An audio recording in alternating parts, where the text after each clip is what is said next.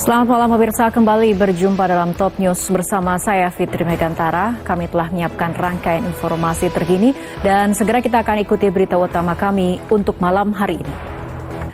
Pemirsa, seorang perempuan nyaris tertabrak kereta api di Karawang, Jawa Barat Rabu kemarin. Ia nekat menerobos palang kereta api namun justru terjatuh di tengah perlintasan.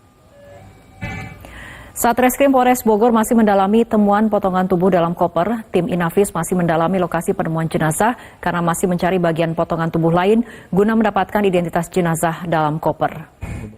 Kecelakaan beruntun melibatkan 7 kendaraan terjadi di tol Jatingaleh Krapyak sekitar kilometer 423-800 Semarang. Akibat kecelakaan ini, 2 orang meninggal dunia. Kecelakaan diduga akibat adanya truk yang gagal mengerem. Pemirsa, kembali KKB berulah dengan membakar bangunan SMP Negeri 2 DKI Kabupaten Yahukimo, Provinsi Papua Pegunungan sekitar pukul 1.35 waktu Indonesia Timur, Kamis dini hari. Polda Papua masih menyelidiki penyebab kematian dokter spesialis paru Mawarti di Kabupaten Nabire, Papua. Pemirsa, bagaimana tanggapan dari keluarga atas pernyataan polisi yang mengatakan dugaan faktor racun dan riwayat penyakit tertentu? Kita saat ini sudah tersambung dengan kakak dari Dr. Mawarti Susanti, Hari Kurniawan, yang saat ini berada di Palu, Sulawesi Tengah. Selamat malam, Pak Hari. Selamat malam. Ya. Pak Hari, saat ini polisi memang masih melakukan penyelidikan. Namun polisi mencurigai ada 2 faktor ataupun 2 dugaan penyebab kematian, yakni karena diracun atau riwayat penyakit tertentu. Bagaimana tanggapan keluarga terhadap pernyataan polisi ini? Ya, terima kasih. Jadi ataupun keluarga melihat kejanggalan kematian dari Dr. Mawarti ini. Iya, karena adik kami itu tidak pernah punya kerjanya, tempat tinggalnya, ataukah sempat ada masalah? Kalau kondisinya dia tidak pernah menceritakan, justru kami yang sering menanyakan kekhawatiran kami. Saya menanyakan bagaimana kondisi Pun tidak pernah bercerita kepada keluarga ya, tapi kemudian dari wawancara kami dengan salah satu kolega Dr. Mawarti yang kemudian pernah bercerita ke teman-temannya tentang kondisi keamanan di tempatnya berdinas. Artinya apakah sempat keluarga mengetahui hal ini atau tadi yang seperti dikatakan oleh Pak Hari, justru keluarga yang khawatir dan sering mempertanyakan hal ini kepada Dr. Mawarti? Iya, karena memang adik kami itu. Sampai kapan Pak Hari yang Anda ketahui? Yang kami ketahui harusnya dia hari Jumat itu sudah berangkat ke Jawa. Kasus ini dapat diungkap secara terang benderang, dapat diungkap secara tuntas. Tentunya kami menghimbau. Kami mengucapkan turut berduka cita atas meninggalnya Dr. Mawarti dan kita harapkan memang kasus ini dapat segera terungkap secara tuntas dan juga terang benderang. Pak Hari, terima kasih telah berbincang bersama kami malam hari ini dalam Top News. Pemirsa, kita beralih ke informasi lain. Korban kebakaran Pertamina Pelumpang kini tidak lagi tinggal di posko pengungsian. Secara bertahap, ratusan korban telah mendapatkan dana bantuan dari Pertamina untuk mengontrak hunian sementara. Dalam rapat dengar pendapat antara Pertamina dengan Komisi 7 DPR RI, pimpinan Komisi 7 memberi waktu 1 bulan kepada Pertamina untuk membuat laporan audit komprehensif mengenai kasus kebakaran depo Pelumpang.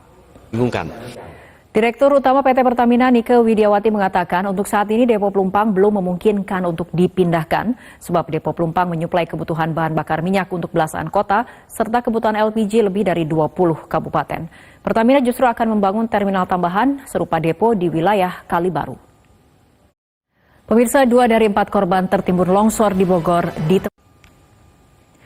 Pemirsa, meski pada Kamis sore tidak terlihat aktivitas erupsi, aktivitas kegempaan Gunung Merapi masih tinggi. Warga diminta untuk meningkatkan kewaspadaan.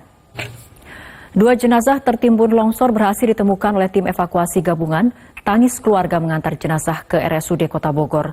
Menurut informasi dari keluarga bahwa seluruh korban posisinya tidak berjauhan karena mereka ada di dalam satu rumah dan mencoba menyelamatkan diri secara bersamaan. Berikut liputan jurnalis MJN Arbida Donosemito dari Bogor, Jawa Barat. 5 korban longsoran di Kelurahan Empang, Kota Bogor yang selamat hingga hari ini masih dirawat intensif di Rumah Sakit PMI Kota Bogor. Kelimanya dalam kondisi stabil dan tidak ada indikasi untuk dioperasi.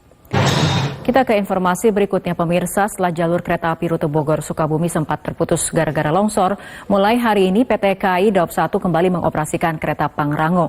Namun petugas masih mengerjakan satu jalur rel yang tergerus longsor dan diprediksi akan selesai dalam 3 hari ke depan. Pemirsa, tetaplah bersama kami. Top News akan segera kembali usai jeda. Pemirsa, 2 perwira Polres Malang terdakwa tragedi Kanjuruhan divonis bebas. Sementara mantan Danki Brimopolda Jawa Timur divonis 1 tahun 6 bulan pidana penjara. Koalisi Masyarakat Sipil menilai pertimbangan Majelis Hakim membebaskan AKP Bambang Sidik Ahmadi di luar nalar. Hal tersebut diungkapkan Sekjen Federasi Kontras Andi Irfan. Pihaknya mendorong jaksa penuntut umum untuk mengajukan banding atas putusan tersebut. Pihaknya juga akan melaporkan Majelis Hakim ke Komisi Yudisial.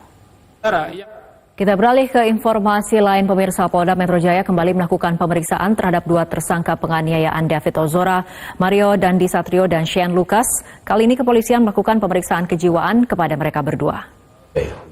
Kepala Kantor Pajak Madya Jakarta Timur Wahono Saputro diperiksa KPK selama 8 jam.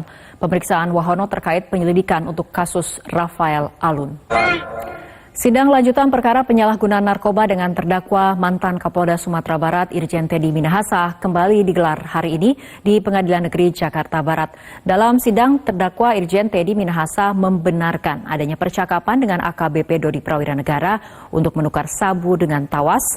Namun chat itu dimaksudkan bukan sebagai perintah, tapi untuk menguji integritas anak buahnya. Hakim John Sarman Saragih meragukan maksud Teddy Minahasa yang meminta AKBP Dodi menyisikan sabu untuk menguji integritas anak buahnya. Menurut Hakim, perintah seorang Kapolda kepada Kapolres adalah perintah langsung dan tidak bisa multitafsir. Kuasa hukum Irjen Teddy Minahasa, Hotman Paris Hutapea, membantah cerita terdakwa Linda Pujiastuti bahwa dirinya dan Teddy pernah ke Taiwan untuk mengawal peredaran sabu 1 ton. Hotman menyebut pernyataan Linda hanya untuk menjatuhkan nama baik kliennya. Pemirsa, tetaplah bersama kami. Top News akan segera kembali usai jeda. Pemirsa, sampai saat ini polisi masih memburu siswa yang melakukan pembacokan kepada seorang siswa SMK hingga tewas di Bogor, Jawa Barat 9 Maret lalu. Kasus yang menimpa siswa SMK di Bogor ini hanya satu dari deretan kasus kekerasan remaja yang kian hari semakin sadis. Apa faktor yang memicu remaja menjadi pelaku kekerasan sadis? Apa langkah yang harus dilakukan untuk menghentikannya? Jurnalis Media Group Network Nisrina Kirana dan Azizul Hakim akan melaporkannya secara komprehensif dalam Top Report. Pemirsa, tetaplah bersama kami. Top News akan segera kembali usai Headline News pukul 21 waktu Indonesia Barat. Selamat malam pemirsa, Anda menyaksikan Headline News. Polda Riau menangkap lebih dari 400 kurir dan pengedar narkoba dengan barang bukti 87 kg sabu. Diketahui kasus perdagangan narkoba jaringan internasional di Provinsi Riau dilaporkan meningkat 2 kali lipat dalam 2 tahun terakhir. Proses evakuasi korban tertimbun longsor di Bogor masih terus dilakukan tim gabungan. Hari Kamis ini, terbaru 2 jenazah telah berhasil dievakuasi hari ini dengan alat bantu ekskavator atau beko. Demikian Headline News untuk kali ini. Tetaplah bersama kami. Top News akan segera kembali. Pemirsa, ribuan pencari kerja berdesakan mendatangi acara bursa kerja yang diadakan oleh pemerintah Kota Bekasi dalam rangka ulang tahun Kota Bekasi yang ke-26, Kamis siang di halaman Stadion Patriot Candrabaga. Sejumlah pencari kerja terpaksa menelan kekecewaan sebab lowongan kerja yang ditawarkan hanya untuk bagian sales dan marketing. Gubernur Bali Iwayan Koster mengaku telah bersurat pada Kemenkumham untuk mencabut visa on arrival atau VOA bagi warga Rusia dan Ukraina yang ingin ke Bali. Hal ini merupakan buntut maraknya wisatawan asing yang berulah di Bali, salah satunya warga negara Rusia dan Ukraina yang datang ke Bali bukan untuk berlibur, tapi untuk bekerja. Pemirsa, Dukcapil Kementerian Dalam Negeri memblokir nomor induk kependudukan 2 wisatawan mancanegara di Bali karena tindak penyuapan agar mendapat KTP Bali. Kedua WNA ber-KTP Bali itu merupakan warga negara Suriah dan warga negara Ukraina. Pemirsa, Bareskrim Polri kembali menangkap dan menjadikan bos Indosuria Henry Surya sebagai tersangka dalam perkara yang berbeda pasca tersangka Henry Surya divonis bebas oleh Pengadilan Negeri Jakarta Barat. TPPU. Menteri Pertanian Syahrul Yassin Limpo berkunjung ke Sulawesi Selatan, salah satunya mengikuti agenda membuka lomba tingkat regu penggalang pramuka 4 Sulawesi Selatan. Pemirsa, Kepala Kantor Pajak Madya Jakarta Timur Wahono Saputro kembali diperiksa oleh KPK. Tapi kali ini terkait penyelidikan kasus korupsi mantan pejabat Ditjen Pajak Rafael Alun Trisambodo. KPK memang memburu waktu karena pemblokiran rekening Rafael Alun ada batas waktunya. Apakah pemeriksaan Wahono jadi pintu masuk untuk mentersangkakan Rafael? Inilah Top Review. Pemirsa, rangkaian informasi menarik lainnya akan kami hadirkan usai jeda. Tetaplah bersama kami di Top News. Pemirsa, 2 anggota TNI terlibat perampokan ATM bank swasta di Pekanbaru Riau. Dalam aksinya, salah seorang tersangka menembak petugas pengisi ATM. Informasi ini telah kami rangkum dalam Top of the Top berikut ini. Pemirsa, video penyelamatan seorang pria yang terbawa arus sungai Los Angeles, Amerika Serikat kami pilih sebagai top picture untuk kali ini. Dan informasi tersebut sekaligus menutup perjumpaan kita dalam Top News untuk malam hari ini. Mewakili kerabat kerja yang bertugas, saya Fitri Megantara mengucapkan terima kasih atas kebersamaan Anda. Selamat malam, sampai jumpa.